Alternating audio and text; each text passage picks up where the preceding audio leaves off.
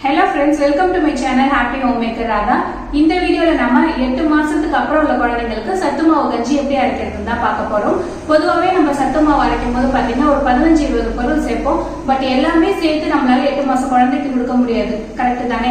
அதனால என்ன சேர்த்தா பேபிக்கு வெயிட் கெயின் ஆகும், அதே சமயம் அவங்களுக்கு ஹெல்த் வைஸும் கரெக்டா இருக்கும் அப்படிங்கறத பார்த்து நான் ஒரு பவுடர் ரெடி பண்ணியிருக்கேன். அதுதான் நான் இந்த வீடியோல காட்ட போறேன்.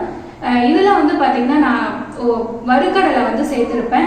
அது ஆப்ஷனல் தான், நீங்க விருப்பப்பட்டீங்கன்னா சேர்த்துக்கலாம், இல்லைன்னா அதை மட்டும் ஸ்கிப் பண்ணிக்கோங்க.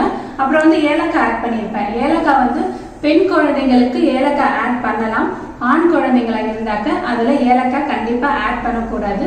வாங்க இப்போ எப்படி பண்றதுங்கிறத பார்க்கலாம். 2 கப் அளவுக்கு அவல் எடுத்துக்கோங்க. நாம செர்லாக் மாதிரி பண்ண போறோம் ஈவினிங் டைம்ல கொடுக்கறதுக்காக. ஸோ அரிசி எடுக்காமல் அவல் எடுக்கும் போது சீக்கிரமாக வெந்துடும், அதே சமயம் சீக்கிரம் டைஜஸ்ட் ஆயிடும். லைட்டாக சூடு பண்ணால் போதும், ரொம்ப பொரிக்கணும்னு அவசியம் கிடையாது.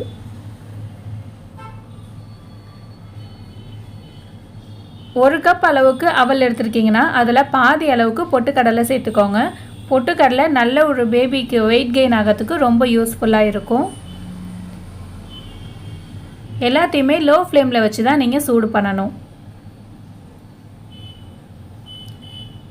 அதுக்கப்புறம் நம்ம சேர்க்க போகிறது வறுக்கடலை. நான் ஏற்கனவே சொன்ன மாதிரி ஆப்ஷனல் தான், உங்களுக்கு விருப்பப்பட்டால் சேர்த்துக்கோங்க, இல்லைன்னா தேவை கிடையாது. அப்படி இந்த அளவுக்கு வேணாம் அப்படின்னு நினச்சா கூட இதில் கொஞ்சமாக கூட நீங்கள் சேர்த்துக்கலாம். பட் இது கொடுக்கும்போது குழந்தைங்களுக்கு நல்ல வெயிட் கெயின் ஆகும்.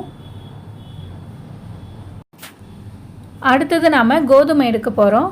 கோதுமை பார்த்திங்கன்னா நம்ம பொரியரிசிலாம் வறுப்போம் இல்லையா, அதே மாதிரியே கோதுமையும் பொரியரிசி மாதிரி வறுத்து எடுத்துக்கணும். நல்லா 2 கப் அளவுக்கு எடுத்துக்கோங்க. அதாவது 1 கப்பு அவல் 1 கப்பு கோதுமை அப்படின்னா அதில் பாதி அளவுக்கு பொட்டுக்கடலை பாதி அளவுக்கு வறுக்கடலை எடுத்துக்கணும். இப்போ பார்த்திங்கன்னா இது நல்லா 2 மடங்கு ஆகிற அளவுக்கு பெருசாக பொரிஞ்சிருக்குது. இதை நம்ம தனியாக எடுத்து வச்சுக்கலாம்.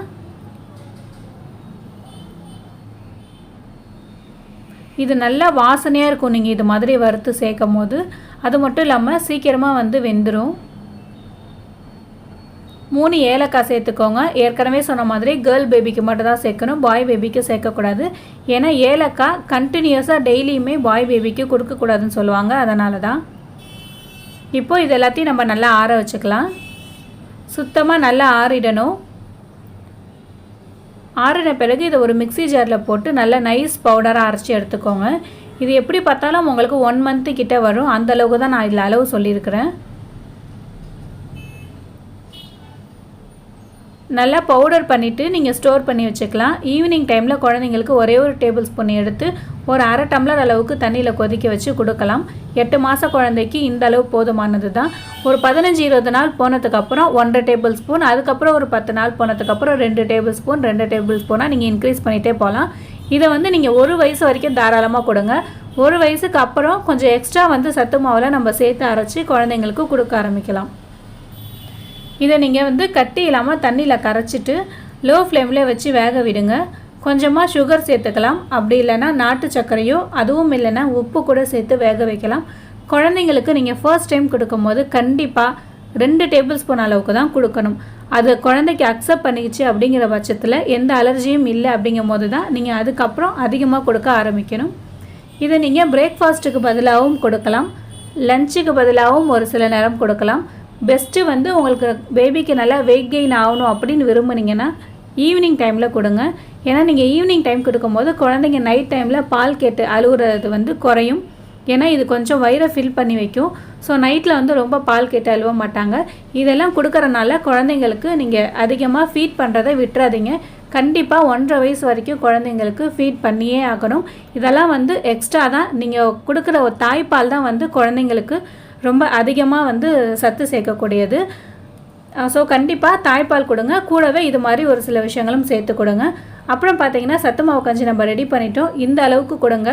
பெஸ்ட்டு ஒரு வயசு வரைக்கும் சிலிக்கான் ஸ்பூன் யூஸ் பண்ணுங்கள். அது குழந்தைங்களுக்கு சில்வர் ஸ்பூன் யூஸ் பண்ணுறனால வாயிலெல்லாம் கிளிக்காமல் இருக்கிறதுக்கு இந்த சிலிக்கான் ஸ்பூன் ரொம்ப யூஸ்ஃபுல்லாக இருக்கும்.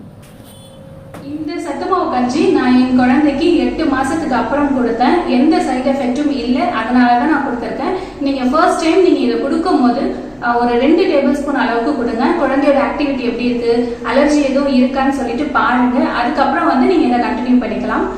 இதுக்கப்புறம் வர வீடியோல மேபி நான் வந்து 6 மந்த்ஸ்க்கு அப்புறம் குழந்தைக்கு நீங்க ஃபுட் எப்படி இன்ட்ரடியூஸ் பண்ணலாம், என்ன மாதிரி வந்து ஃபுட்டை கொடுத்து கொஞ்சம் கொஞ்சமா வந்து அவங்களுக்கு வந்து ஒரு 1.5 வருஷத்துல எல்லா ஃபுட்டும் சாப்பிட்ற மாதிரி எப்படி இன்ட்ரடியூஸ் பண்ணலாங்கிறது மேபி நான் நெக்ஸ்ட் வீடியோல போடுறேன். இப்போதான் என்னோட சேனல் நீங்க ஃபர்ஸ்ட் டைம் பாக்குறீங்க அப்படின்னா மறக்காம என்னோட சேனலை சப்ஸ்கிரைப் பண்ணிக்கோங்க. பக்கத்துலேயே ஒரு பெல் சிம்பல் இருக்கும், அதையும் கிளிக் பண்ணிக்கோங்க. அப்பதான் நான் எப்போ போய் வீடியோஸ் போட்டாலும் உங்களுக்கு நோட்டிபிகேஷன்ஸ்ல வரும். அதுக்கப்புறம் உங்களுக்கு என்ன மாதிரியான வீடியோஸ்லாம் வேணும்னு சொல்லிட்டு எனக்கு கமெண்ட் பண்ணுங்க. இப்போ நீங்க பண்ற இந்த கஞ்சி வந்து நீங்க வீட்ல ட்ரை பண்ணி பார்த்துட்டு அதுக்கான ரிசல்ட்டும் எப்படி இருக்குன்னு சொல்லிட்டு கண்டிப்பா வந்து கமெண்ட்ல சொல்லுங்க. அப்பதான் மற்றவங்க யூஸ் பண்றதுக்கும் ரொம்ப யூஸ்ஃபுல்லா இருக்கும். நன்றி.